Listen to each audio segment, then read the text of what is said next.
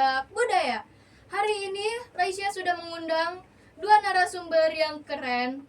Dan hari ini juga kita akan membicarakan topik obrolan yang sangat-sangat menarik untuk didiskusikan. Baik, sebelum itu mari kita sambut dulu dua narasumber yang sudah Raisya undang.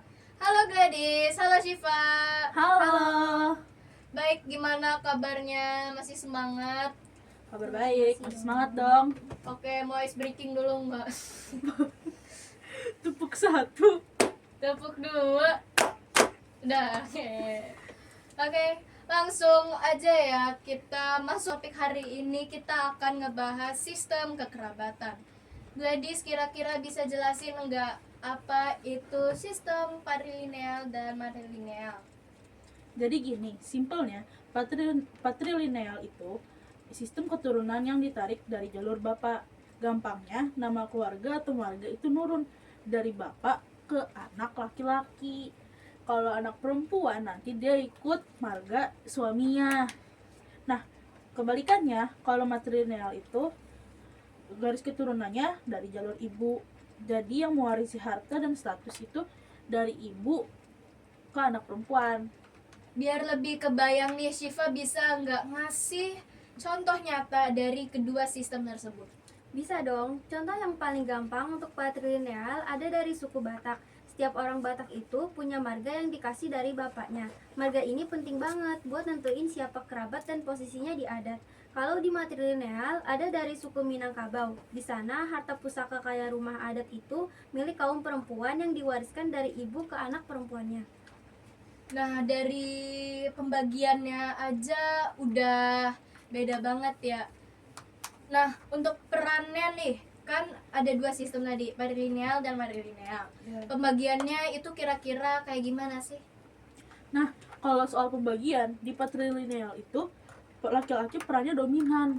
Jadi mereka tuh kepala keluarga, mereka juga pewaris dan penentu keputusan. Kalau perempuan di patrilineal itu mereka sebagai penghubung antar keluarga lewat jalur pernikahan.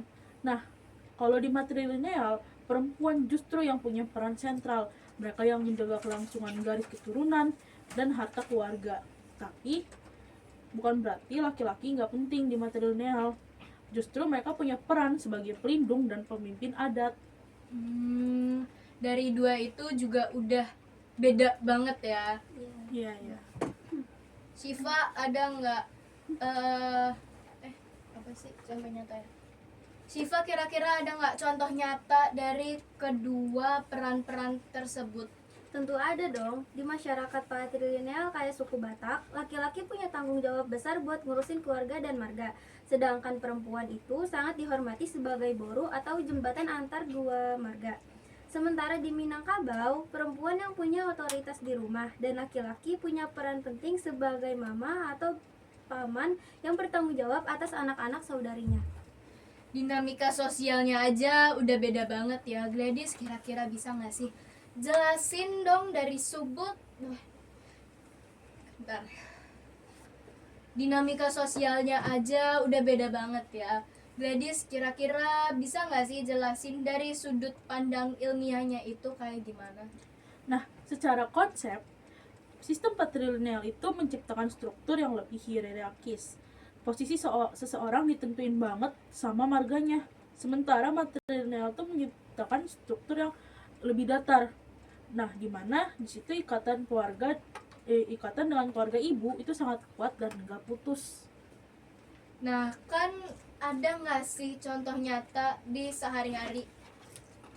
Ada dong. Di acara adat Batak, posisi duduk itu diatur berdasarkan marga dan hubungan kekerabatan. Kalau di Minangkabau, yang punya otoritas di rumah itu adalah kaum perempuan. Pasangan yang baru menikah, suaminya akan tinggal di rumah keluarga istri. Beda banget kan? Ini nunjukin gimana budaya bisa ngatur hubungan dengan cara yang unik. Keren banget ya ternyata. Dari dua sistem itu bukan cuma beda namanya aja, tapi dari dua sistem tersebut kita diajarkan kalau cara nge-manage atau ngatur keluarganya aja itu udah beda banget. Semoga dari sini kita bisa lebih paham dan lebih cinta ke budaya dan tradisi negara kita sendiri.